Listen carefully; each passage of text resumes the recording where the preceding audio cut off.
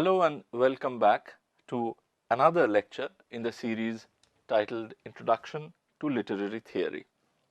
In today's lecture, we are going to look back at the legacy of the Greek classical philosophy, and we are going to see how the impact of Greek classical philosophy was felt among the later generation of literary theorists. The Greek philosopher with whom we will start this exploration of ancient Greece and its philosophical legacy is Plato. And the influence of Plato in the European tradition of thoughts and ideas has been so enormous that the 20th century intellectual A.N. Whitehead had famously declared that the whole of the European philosophical tradition was little more than a series of footnotes added to the writings of Plato. It is therefore only fitting that we start our discussion of literary theory by looking back at the writings of Plato. However, interestingly enough, Plato is usually remembered in the discussions of literary studies for the way in which he famously, or some might even say infamously, banished the poets and exiled them from his conception of an ideal republic. Why is then Plato still important for a discussion of literary studies? Also, why would someone who is known for his wisdom seek to banish poets from an ideal city? Hasn't literature been an expression of human culture and civilizational attainment throughout its existence? And hasn't Greece itself, ancient Greece, been one of the most brilliant sites of literary productions, starting from Homer, Hesiod, Pindar, down to Aeschylus, Socrates, and Euripides? We will come to these questions soon enough, and we will see what relevance Plato might have on an effort to theorize literature in the modern context. But to start with, let us briefly acquaint ourselves with the figure of Plato. Plato was born somewhere in the second half of the 5th century BCE. One of the probable years of his birth is 427 BCE, but I say probable because there is no absolute consensus on this date. Today, we think Plato as an eminent Greek philosopher, but back in the 5th century BCE, we would not have come across any notion of Greece as a single national cum political entity. Rather, Greece at that point of time represented a culture sphere, and it represented a culture sphere which spread across not only what we know today as the modern day Greece, but also it spread across southern Italy, some parts of northern Africa, and also some regions of modern day Turkey. This vast culture sphere was dotted by independent city-states, and it was with reference to these city-states that the Greeks of the 5th century BCE primarily defined their identity. And the city-state with which Plato was associated with was Athens. And it was here that he had his training under one of the most remarkable intellectuals of all time, Socrates. After the execution of Socrates in about 399 BCE, Plato left Athens and he went to southern Italy. But later on in his life, he came back to his native city-state and he established there his famous school known as Academy. And it is here in academy that he trained one of the most notable philosophers of the European tradition, whose name is Aristotle. And Plato died, here again we don't have an exact date, but Plato died somewhere around the middle of the 4th century BCE. The years through which Plato lived were remarkably eventful. The first 30 years of Plato's life was spent under the shadow of the Second Peloponnesian War between Athens and Sparta, and this war saw a thorough destruction of the Athenian form of government, which had sustained its golden era in the 5th century BCE.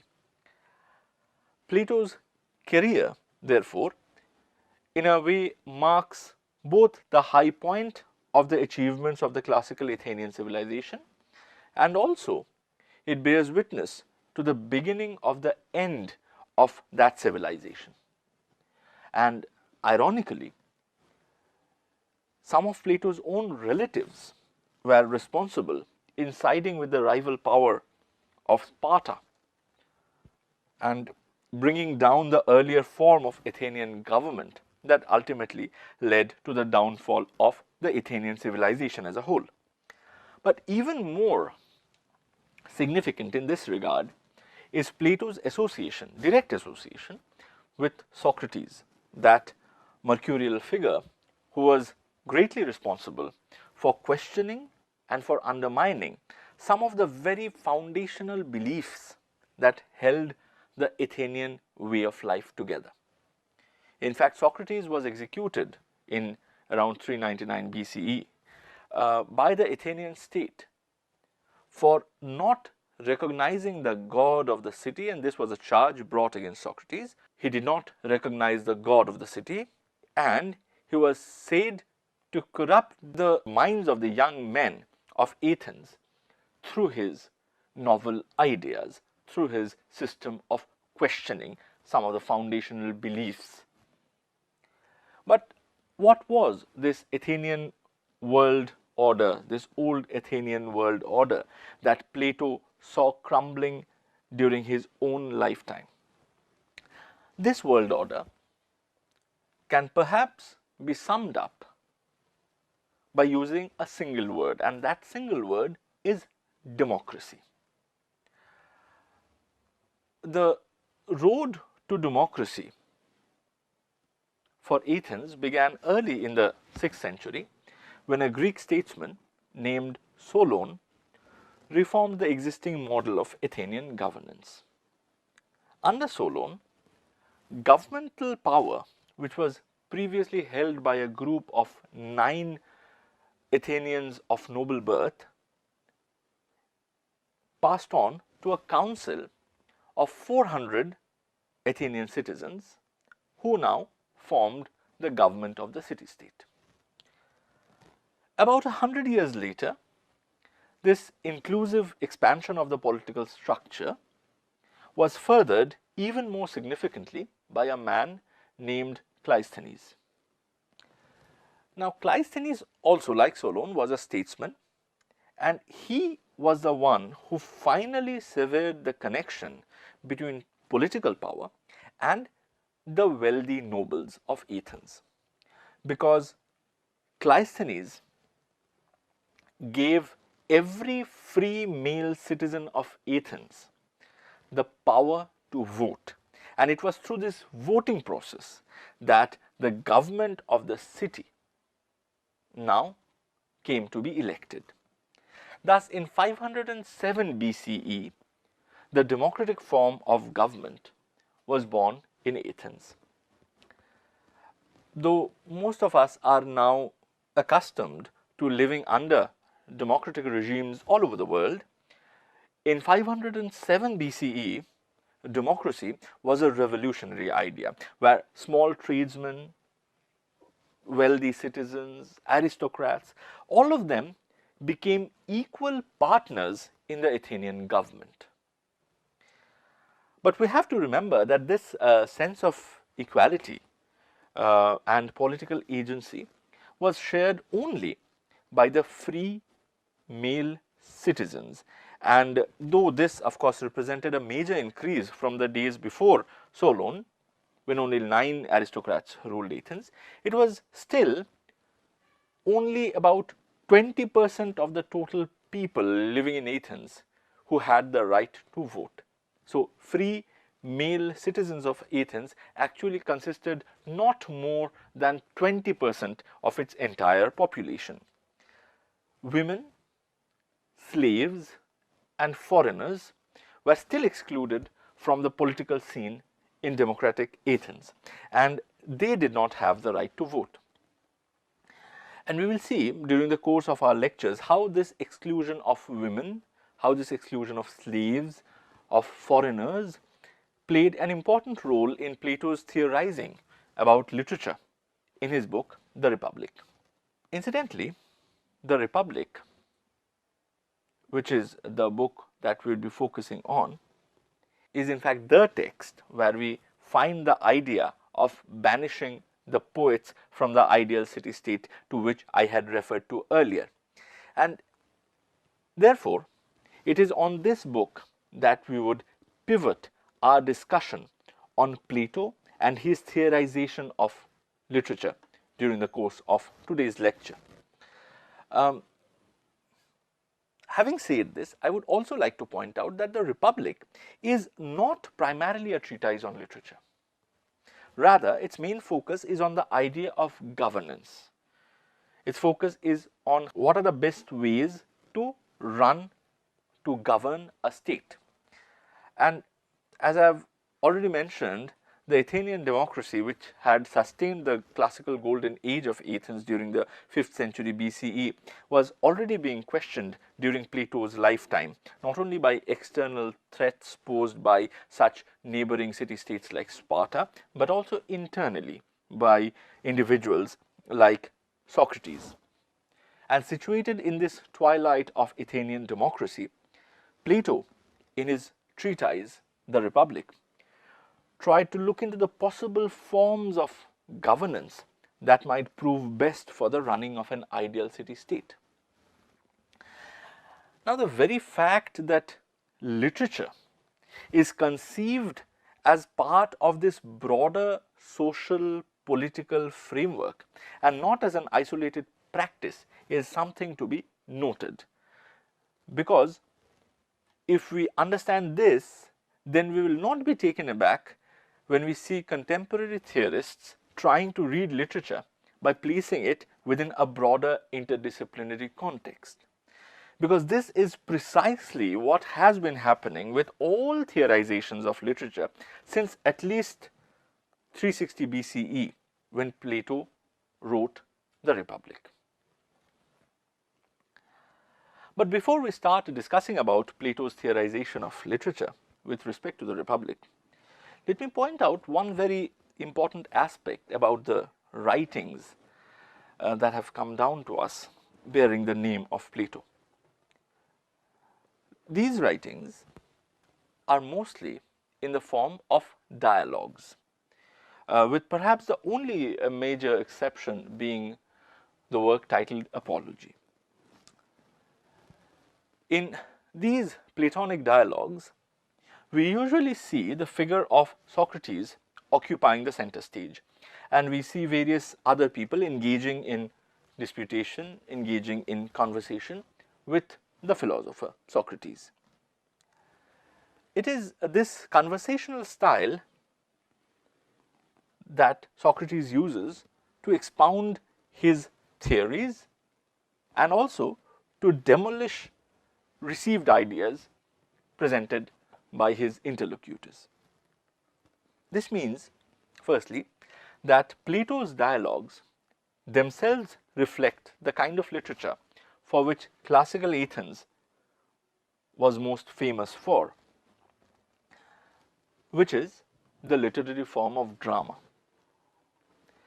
Secondly, this means that in Plato's dialogues, like The Republic for instance, we do not directly hear the voice of Plato himself. What we hear primarily is the voice of Socrates, But this opens a number of questions, of course, because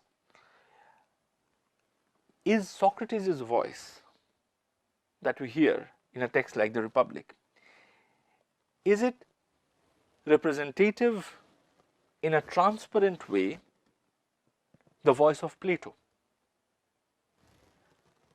Or is Socrates' voice a reflection of what the historical Socrates had to say on the matters around which these dialogues are constructed? Or is Socrates' figure like a character in a play whose words, though they are written by the playwright, does not necessarily reflect the playwright's opinions or even the exact sayings of the historical figure on whom the dramatic character might be modeled? As we shall see, these questions will have a direct relevance to what the Republic has to say about literature. And therefore, it is to this text, the Republic, that we now turn. The main problem that Socrates of the Republic appears to have with poetry is that it is imitative in nature. That is how Socrates defines poetry in the Republic. By the way, here I should point out that in this context, poetry stands for the wider field of literature that was known to Plato, and therefore it has a sense that is slightly different from what we understand by poetry today. Anyway, coming back to Socrates, the problem that he identifies at the heart of poetry is its imitative nature, and the Greek word that refers to imitation is mimesis. This will be a key word for the few lectures following this one. In Book 10 of the Republic, which is the last chapter of this dialogue, Socrates mentions that the kind of poetry that he thinks should be banned from the ideal city state is characterized by imitation or mimesis of, and I quote, the actions of men, whether voluntary or involuntary, on which a good or bad result has ensued, and they rejoice or sorrow accordingly. In other words, Socrates has a problem with poetry that imitates men and their actions and show how these actions produce good or bad results, thereby creating joy or sorrow for an individual. In the same chapter, Socrates also states the reason why he has a problem with such kind of imitative poetry. And according to Socrates, here again I quote, "The imitative poet implants an evil constitution, for he indulges the irrational nature which has no discernment of greater and less, but thinks the same thing at one time great and at another small. He is a manufacturer of images and is very far removed from the truth." If we break down this statement, we will see that for Socrates, imitative poetry is problematic because of two reasons. Firstly, he argues that imitative poetry has a corrupting effect upon its audience. It, quote unquote, implants an evil constitution. And secondly, Socrates argues that imitative poetry manufactures images that are far removed from the truth. Both of these so-called problems that Socrates mentions incorporate some rather complicated reasoning and would need a significant amount of unpacking. But let us start with the first problem. Imitative poetry is corrupting and plants an evil constitution among its audience. Let us see how this unpacks.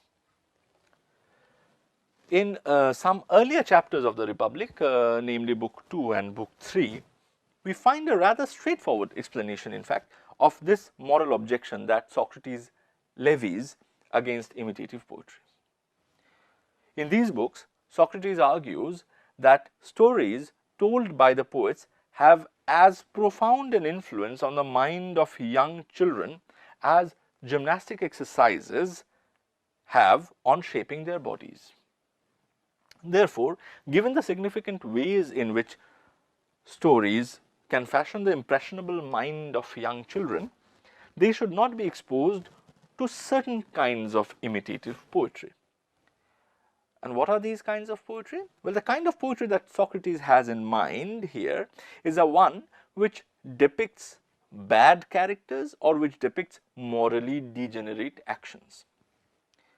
Socrates argues that if impressionable young children are exposed to such imitative poetry, the unsavory characters and their actions depicted in them might have a corrupting influence on their minds, thereby making them incapable of developing into good and upright citizens of the ideal city-state. By way of an example, Socrates refers to the story of the Greek god Uranus and the strife that he had with his son Cronus. And this story is depicted famously by Hesiod. According to Socrates, such stories of quarrels between a father and a son, who are also, on top of that, divine figures, set a very bad example to the children who are to become the future guardians of the ideal city-state. This is because, and I quote Socrates' own words, "The young man should not be told that in committing the worst of crimes, he is far from doing anything outrageous, and that even if he chastises his father when does wrong in whatever manner, he will only follow the example of the first and the greatest among the gods." In the light of this argument, the moral objection that Socrates voices in Book 10 can be elaborated in a very simple manner. Some imitative poetry should be shunned because, by portraying immoral men and their dubious actions, they set bad examples in front of the impressionable children and young men. These are the examples of imitative poetry. These are the kinds of imitative poetry which corrupts the souls and implants an evil constitution among the audience. However, this explanation that Socrates only wanted to ban one particular kind of imitative poetry cannot be sustained till the end of the dialogue, because by the time we reach Book 10, we find that Socrates is condemning imitative poetry in general. So, in Book 10, he does not make a distinction between imitative poetry representing bad characters and immoral actions and imitative poetry representing good characters and their noble actions. In light of this fact, the source of Socrates' objection, therefore, needs to be located not in the morally good or morally bad content of the poetry. Rather, it needs to be located in imitative poetry's essence as a product of mimesis. Socrates seems to think that imitation itself is ethically corrupting, irrespective of whether what is being imitated is morally good or bad. But this leads to the question, why is mimesis, including mimesis of good men and their noble actions, morally corrupting? What is it in the very idea of imitation that is problematic? And it is to this question that we now turn. According to the character of Socrates in Plato's The Republic, and I'll keep repeating this because I'm not talking about the historical Socrates, I'm talking about the Socrates as we find him in this particular dialogue. Mimesis is corrupting because of two distinct but interconnected reasons.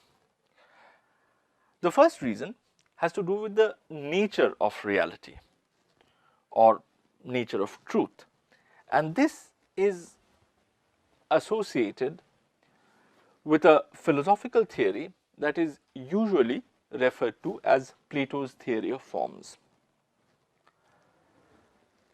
To understand this theory of form, let us look at the example of a bed that Plato mentions in Book 10 of the Republic.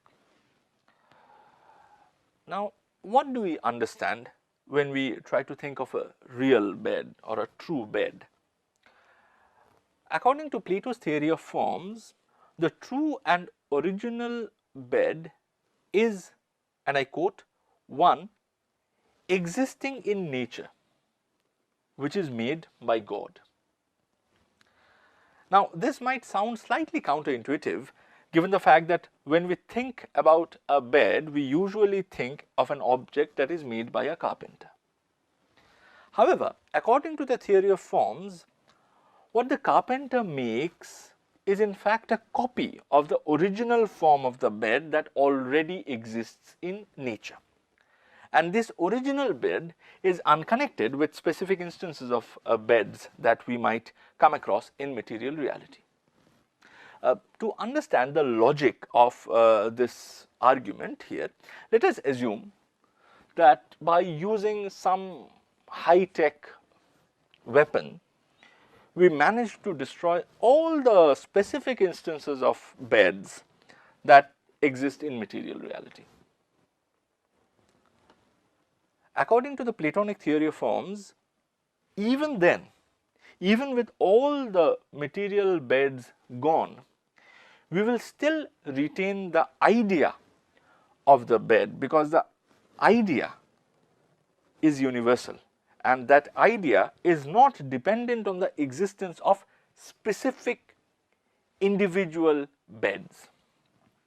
So, in this theory, the original and the true bed is the ideal form that is universal and non-material. The material bed is only an imitation of this non-material ideal form. But what happens in case of mimesis or mimetic art, which imitates from the world of material reality? Well, in those cases, we move even further from the true and original form. Thus, for instance, the painting of a bed is an imitation of a material bed that is manufactured by a carpenter, which in itself is an imitation of the original and universal idea of the bed.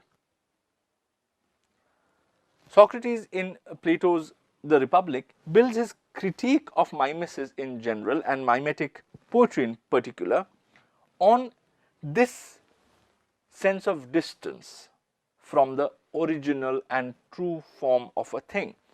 And according to this theory of forms, this theory which shows us the distance between an imitation and the original, mimetic art is problematic because the painting of a bed, for instance, is situated at a third remove from the true and original bed. If you look at this slide, you will clearly see this three-step relationship, where the first state is the ideal form of the bed, the second remove from that is the material bed made by the carpenter, and the third remove from that is a painting of the bed, mimetic expression, mimetic representation of the material bed.